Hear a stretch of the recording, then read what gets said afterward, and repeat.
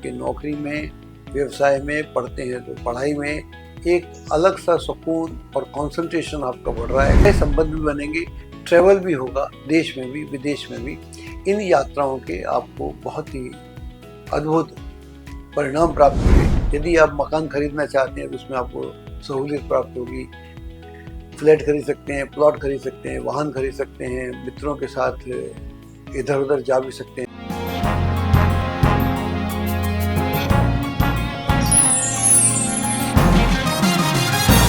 नमस्कार, मैं हूं डॉक्टर अजय भांबी और हम बताने जा रहे हैं मीन राशि का, मीन यानी पाइसेस राशि का भविष्यफल। और ये भविष्यफल हमने विशेष रूप से आपके लिए तैयार किया है और ये हम राहु के को मद्देनजर रख के बता रहे हैं। राहु जो है अभी 18 मई 2025 को आपकी राशि से निकल के 12वें स्थान यानी कुंभ में प्रवेश कर जाएगा और साथ में केतु भी करता है। तो केतु भी प्रवेश करेगा तो केतु आपकी राशि से छठे हो जाएगा और राहु आपकी राशि से द्वादश भाव में हो जाएगा। तो यहाँ पर ही अगले दोनों ग्रह 1.5 वर्ष चलने वाले हैं, लेकिन हम बात करने जा रहे हैं सिर्फ 2025 तक की। अब यहाँ पर खास बात क्या है, ये 18 मई को दोनों प्रवेश करेंगे। हम पहले राहु की बात करते हैं। राहु जो है वो प्रवेश करेगा कुंभ राशि में, जो उसके मित्र की राशि है, क्योंकि राहु जो है शनि के साथ काफी उसका तारतम्य है। तो मित्र की राशि में राहु जनरली अच्छा होता है, लेकिन ये जहाँ पर जो प्रवेश करेगा तो प्रवेश करेगा पूर्वा भाद्रपदा नक्षत्र में, यानी गुरु के नक्षत्र में प्रवेश करेगा। और गुरु के नक्षत्र में प्रवेश करने के बाद 23 नवंबर तक इसी नक्षत्र में रहेगा। आपकी जो राशि है, आपकी राशि मीन है, मीन राशि का जो स्वामी है वो है गुरु। और राहु जा तो मित्र के घर रहा है और नक्षत्र कौन सा है, गुरु का, पूर्व भाद्रपदा का स्वामी गुरु है और आपकी राशि का जो स्वामी है गुरु है। इसका मतलब है गुरु गुरु दोनों जगह हो गए। तो 12वें घर में राहु वैसे भी अच्छा होता है और यहाँ जाकर वो आपको नुकसान नहीं पहुंचाएगा। तो हम अभी राहु की बात कर रहे हैं। राहु के यहाँ होने से आप देखेंगे कि आपके नौकरी में, व्यवसाय में, पढ़ते हैं तो पढ़ाई में एक अलग सा सुकून और कंसंट्रेशन आपका बढ़ रहा है और आप बहुत सारे कार्य जो करना चाहते थे उनसे अपना दिमाग हटाकर कुछ सर्टेन कार्यों पर, सर्टेन विषयों पर 1.8 टारगेट लेकर आप उन विषयों पर, उन सब्जेक्ट पर अपना ध्यान दे रहे हैं। और जब हम उस पर ध्यान देते हैं तो फिर हम बहुत सारी चीज़ें रिजेक्ट भी कर देते हैं। जैसे मसलन अगर आप पढ़ रहे हैं तो फिर अपने दोस्तों को रिजेक्ट कर देंगे, फालतू की टीवी नहीं देखेंगे। तो कहीं हमको जो फोकस करना होता है तो बहुत सारी चीज़ों को हमको छोड़ना भी पड़ता है। तो जो छोड़ नहीं पाते वो कभी फोकस भी नहीं कर पाते। तो इसलिए आपको ये राहु यहाँ पर ऐसी चेतना देगा, ऐसी अंडरस्टैंडिंग देगा कि आप अपने जिस विषय पर कॉन्सेंट्रेट करना चाहते हैं उस पर आप पूरी तरह से कर पाएंगे।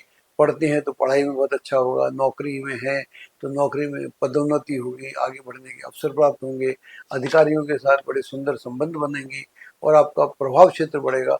कुल मिलाकर यह एक बहुत अच्छा समय है जिसका आप सदुपयोग कर सकते हैं और यह समय आपको आगे बढ़ने से रोकेगा नहीं और नए संबंध भी बनेंगे, ट्रैवल भी होगा, देश में भी विदेश में भी। इन यात्राओं के आपको बहुत ही अद्भुत परिणाम प्राप्त होंगे।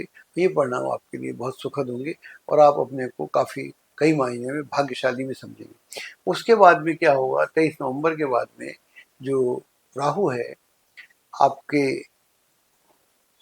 बृहस्पति के नक्षत्र से निकल के, यानी पूर्व भाद्रपदा से निकल के शतभिषा में आ जाएगा। और शतभिषा जो नक्षत्र है वो राहु का स्वयं का नक्षत्र है। तो यहाँ पर राहु और भी अच्छा हो जाएगा। तो इसका मतलब ये हुआ कि जो जिस एम को लेकर, जिस प्लानिंग को लेकर आपने अपना बीड़ा उठाया हुआ था, उन कार्यों को आगे बढ़ा रहे थे, तो उनके आगे बढ़ने की पूरी पूरी संभावनाएं हैं।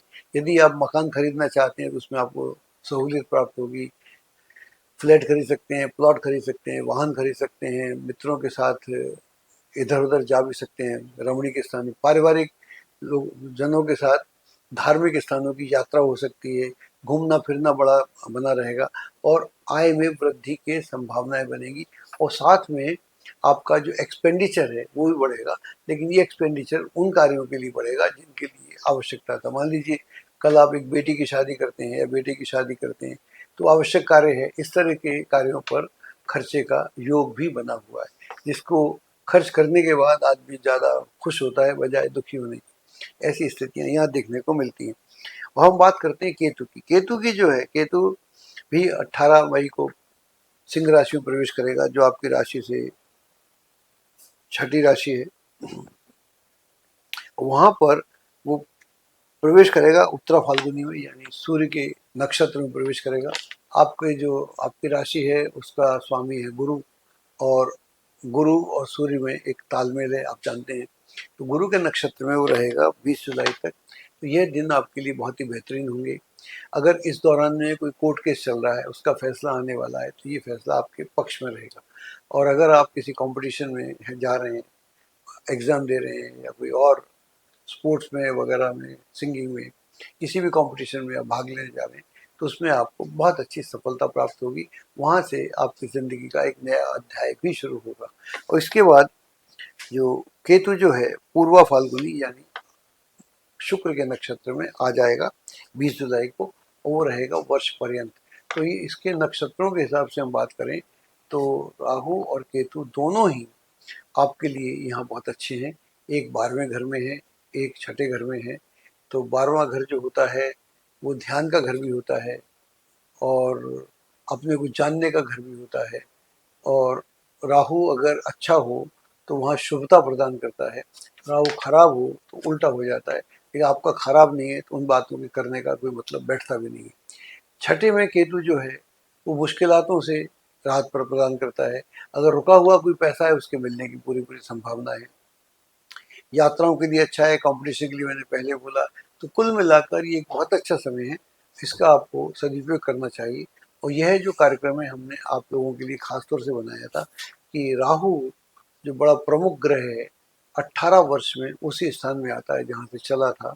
आपके लिए भी 18 वर्ष बाद आया है, अगली बार 18 वर्ष बाद मिलेगा, और एक राशि में 18 महीने रहता है। ये बड़ा महत्वपूर्ण होता है, और इससे भी अगर हम भविष्य करें तो हमें बहुत सटीक परिणाम प्राप्त होते हैं। एस्ट्रोलॉजी की सटीक जानकारी के लिए विश्वविख्यात एस्ट्रोलॉजर अजय भांबी के YouTube चैनल ABC चैनल को सब्सक्राइब, लाइक और शेयर करें। लेटेस्ट अपडेट के लिए बेल के बटन पर जरूर क्लिक करें।